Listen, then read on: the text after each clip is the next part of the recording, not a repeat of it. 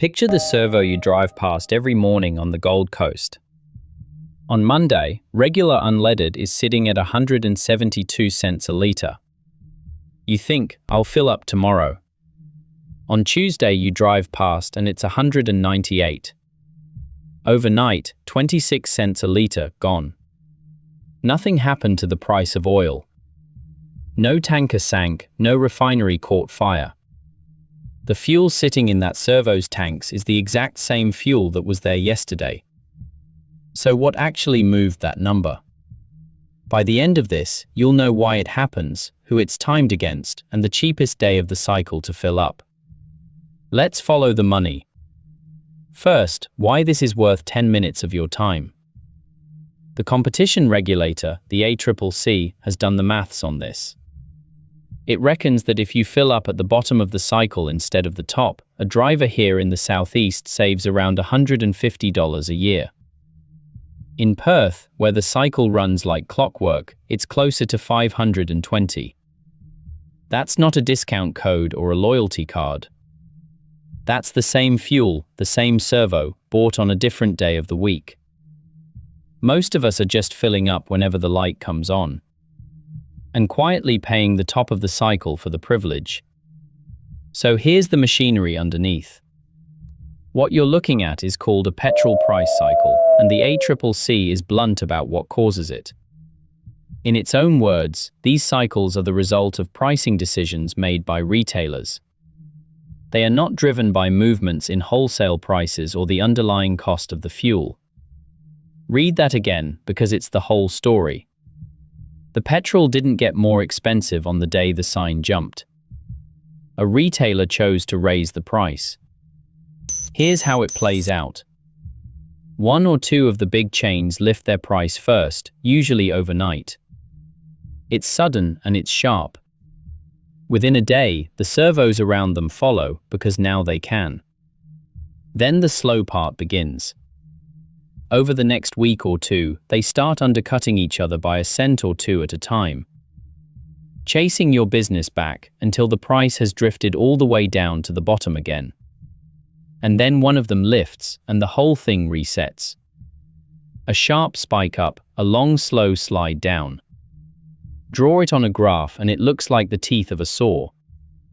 Not every servo joins in either.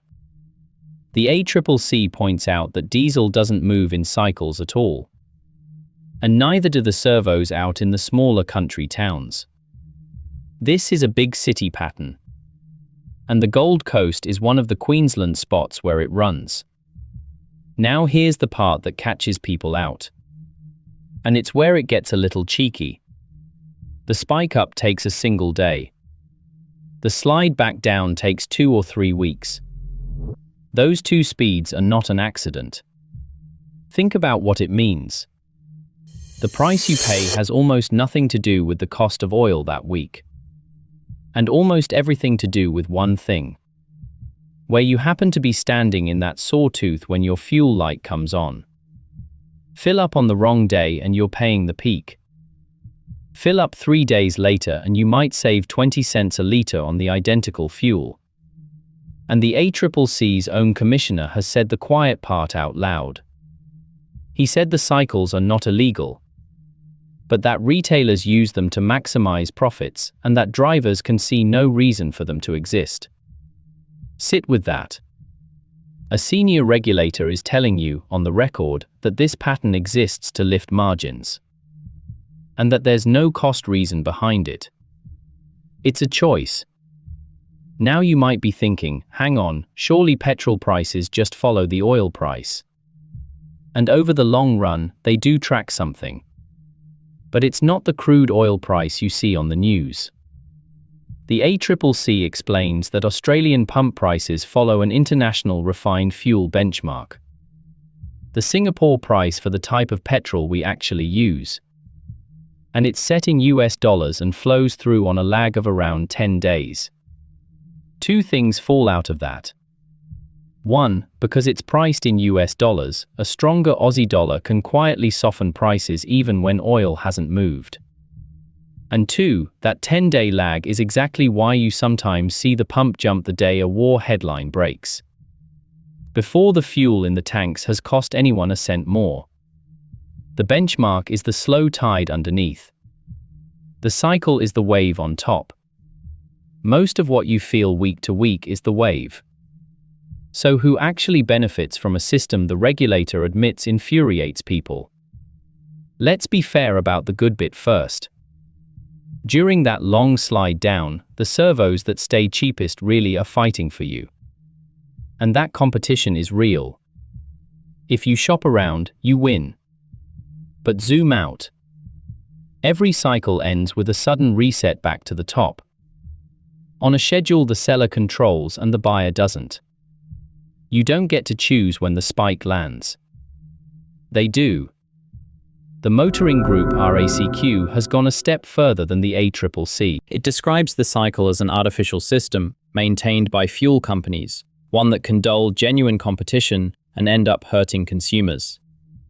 RACQ is now pushing the Queensland government for stronger rules to force real competition back into the market. So follow the money and it lands in a simple place.